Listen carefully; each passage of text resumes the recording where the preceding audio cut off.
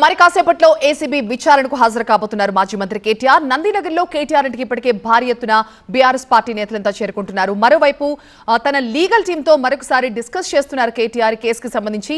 కేటీఆర్ వెంట ACB office కి మాజీ ఏఏజీ రామచంద్రరావు కూడా వెళ్తున్నారు. మొదటి నుంచి కేటీఆర్ డిమాండ్ ఒకటే, తన విచారణకి న్యాయవాదిని కూడా అనుమతించాలి. ఎందుకంటే తాను ఏం చెప్తున్నానో ఆ స్టేట్మెంట్ ని వక్రీకరించి చెప్పని విషయాన్ని కూడా చెప్పినట్లుగా ఏసీబీ అధికారులు స్టేట్మెంట్ రికార్డ్ చేసే అవకాశం ఉన్న నేపథ్యంలో తన న్యాయవాదిని కూడా అనుమతించాలంటూ కోర్టుకు వెళ్లారు కేటీఆర్. అయితే ఈ విషయంలో కోర్టు ఆయనకి పెద్దగా ఊరటనైతే ఇవ్వలేదు. న్యాయవాదిని వెంట తీసుకువెళ్లొచ్చు, కానీ ఆయన ఇన్వెస్టిగేషన్ ఆఫీసర్ తో పాటుగా కేటీఆర్ పక్కన కూర్చోవడానికి మాత్రం అవకాశం లేదు అని చెప్పింది. కేటీఆర్ ఇన్వెస్టిగేషన్ ని బయట లైబ్రరీ నుంచి ఆయన తరపు న్యాయవాది చూసే అవకాశాన్ని మాత్రమే కోర్టు చాలా స్పష్టంగా క్లియర్ గా ఇండికేషన్ ఇచ్చింది.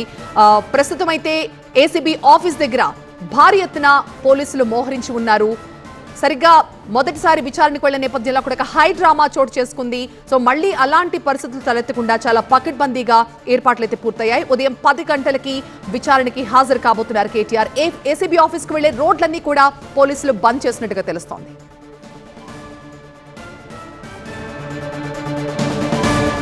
కేటీఆర్ నందినగర్ నివాసానికి భారీ ఎత్తున బీఆర్ఎస్ నేతలంతా చేరుకుంటున్నారు. ఉదయం నుంచి ఆయన ఇంటికి ఎమ్మెల్యేలు, ఎమ్మెల్సీలు, మాజీ మంత్రులు వస్తున్నారు. ఈ రోజు అన్ని కార్యాలయాల దగ్గర కూడా భారీగా యాక్టివిటీ ఉండడంతో నందినగర్ నివాసానికి ఒక్కొక్కరుగా చేరుకుంటున్నారు. మరోవైపు హైకోర్టు కూడా క్లియర్ డైరెక్షన్ ఇవ్వడం, విచారణకి హాజరు కావాల్సిందని తేల్చి చెప్పడంతో నేతలంతా కేటీఆర్ ని కలిసేందుకు వస్తున్నారు.